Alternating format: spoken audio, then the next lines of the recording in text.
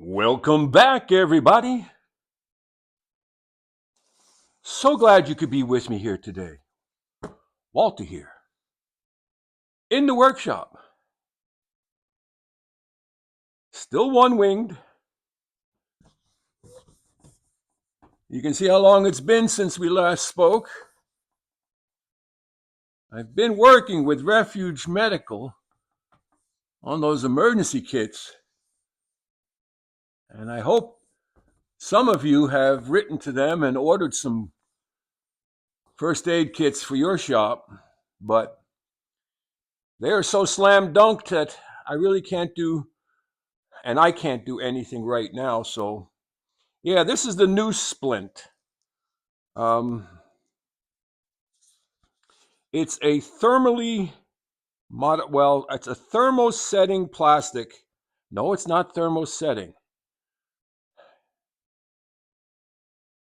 Temperature, heat will allow this to be formed.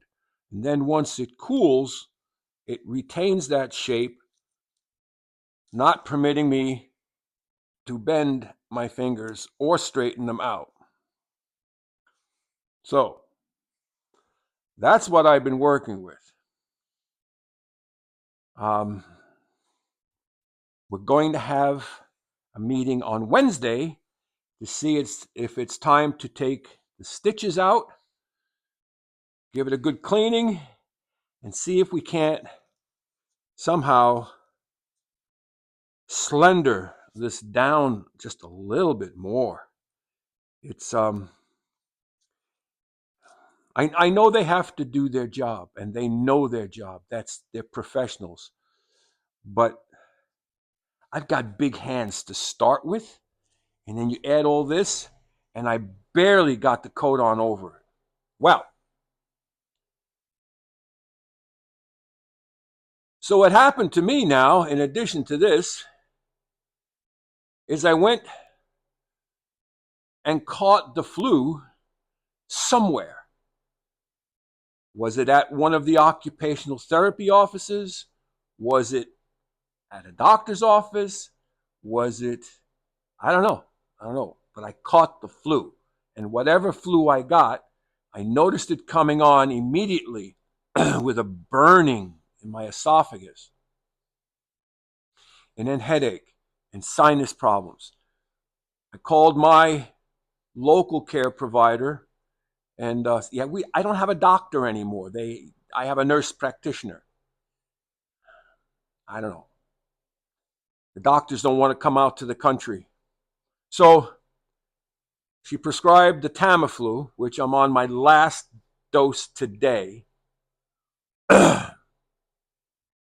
They claim if you get that early, it is an antiviral that it can help. Okay. So was on that. I was on painkillers for this, which I still should be taking. Useless. I feel totally useless. So, got some care packages in the mail. I wanted to open them up on camera.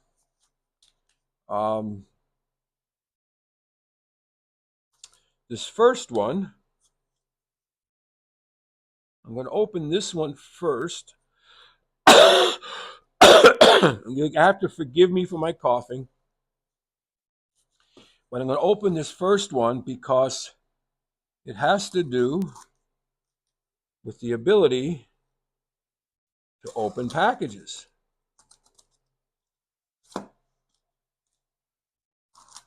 Now, figure this one out.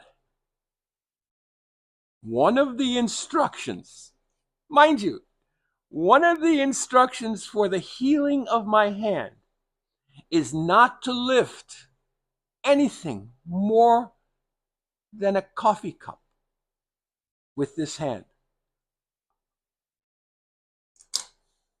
Does it look like this hand is going to be able to lift even a coffee cup? What do I have here? I got to find them.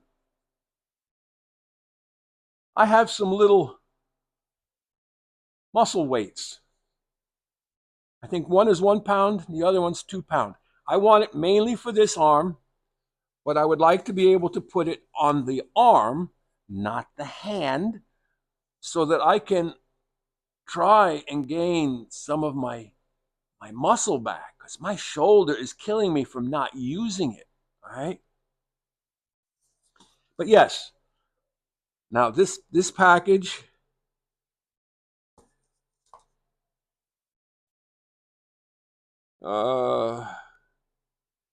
is 6 ounces. So I can put this package here and I can lift that. All right. 6 ounces. But more than a coffee cup. But I can't hold a oh, forget it. You follow me though. It's uh, the use of the English language sometimes. I always found it interesting. Some of the instructions on things that we almost intuitively should know. Like, for instance,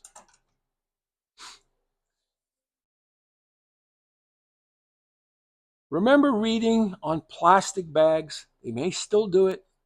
This is not a toy, right? I guess people gave their kids plastic bags to play with and they put them on their head and they suffocate. Oh boy. So, got a nice little box for future things.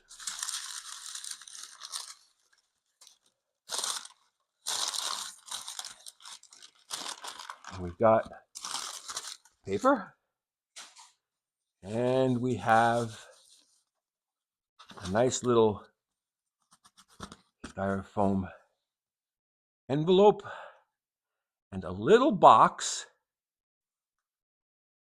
from 2014 Stanley.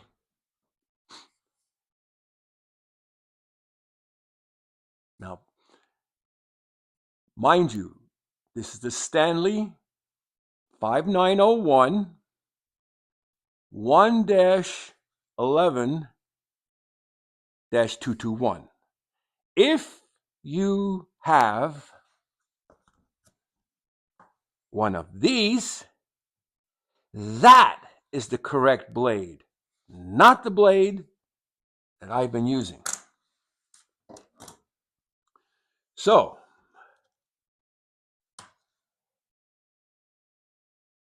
I still have my thumb. It can still grab things. So let's see how difficult it is to take this blade out and put a new blade in one-handed. So I was contacted by someone who knows who he is and said he had a box of these blades and he wasn't in need of them. Do I want them? I said, I wouldn't mind if you were to part with one or two. So he said, no, you can have the whole box. I'm not using it. Okay.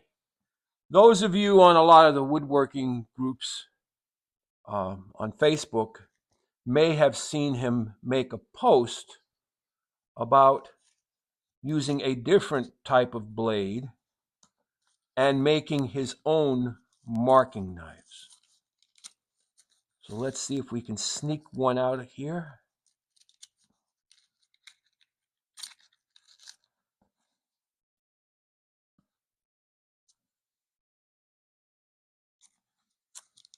Do, do, do, do, do.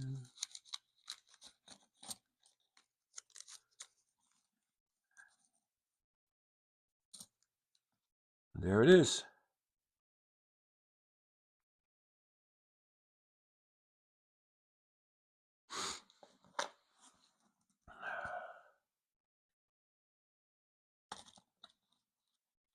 This may not get put back together the way I normally would like it, but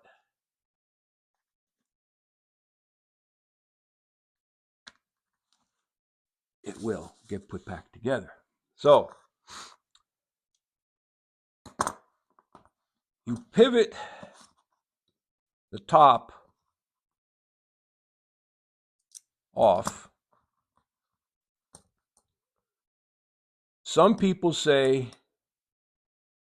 you should have the handle at 90 degrees when changing the blade.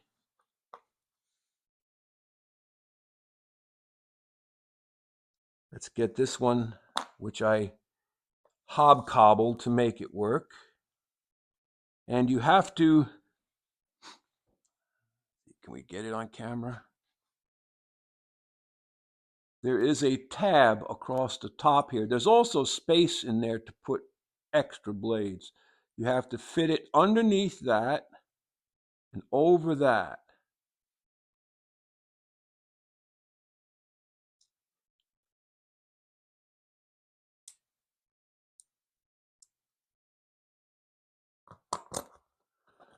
All right.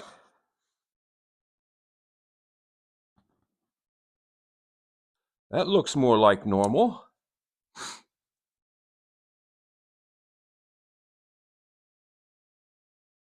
There are a lot of things we can do one-handed. However, I've been going through a lot of thoughts about things that you just absolutely cannot do one-handed. Go ahead. Without any aids, open a banana that is medium ripe to slightly unripe, one-handed. Go ahead.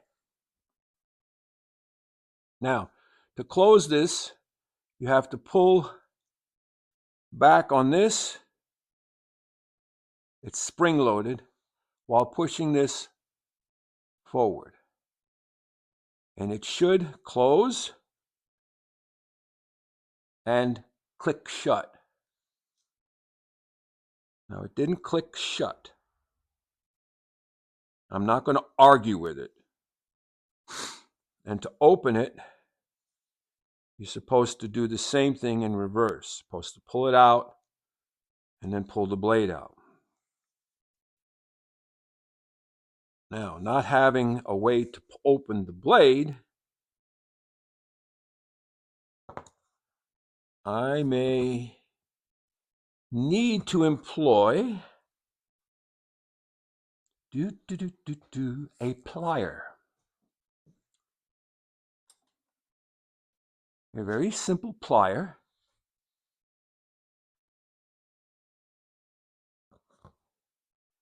If I put the plier not on my fingers, if I put it just in my thumb here, nope, that's not working. Lay the plier down in my thumb.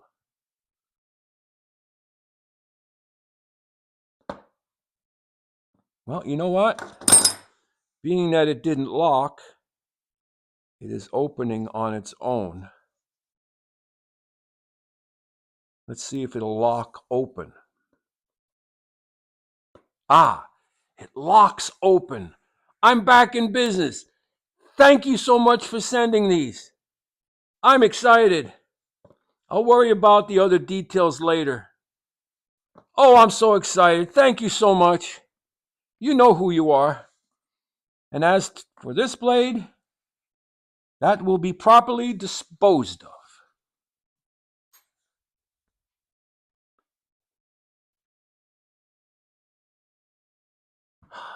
The little things in life that make you happy, you know?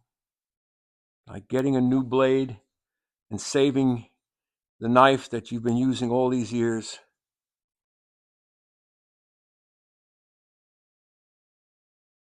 I'm happy. So, in closing for this video, I want to thank each and every one of you for your prayers, for your positive thoughts and energy. And I don't know how many of you have been paying much attention to the monks who had walked from Fort Worth, Texas, here to Washington, D.C. But the one word that would keep coming up is mindfulness. And I don't know if there's any scientific proof, but the monk had said that in our minds we can only do but one thing at a time, or have one thought that we can act on at a time. There is no multitasking. That's just noise and confusion. So if you haven't watched any of the speeches from the brother, from the monk, and I can't pronounce his name, he has quite a story to tell, but it has a lot to do with your heartbeat, your breathing, and your mindfulness. So we'll talk more about that because I can see the correlation between mindfulness and focus and concentration. So thanks for stopping by. You head out to your workshop and be mindful, be sharp, and be safe. Walter out.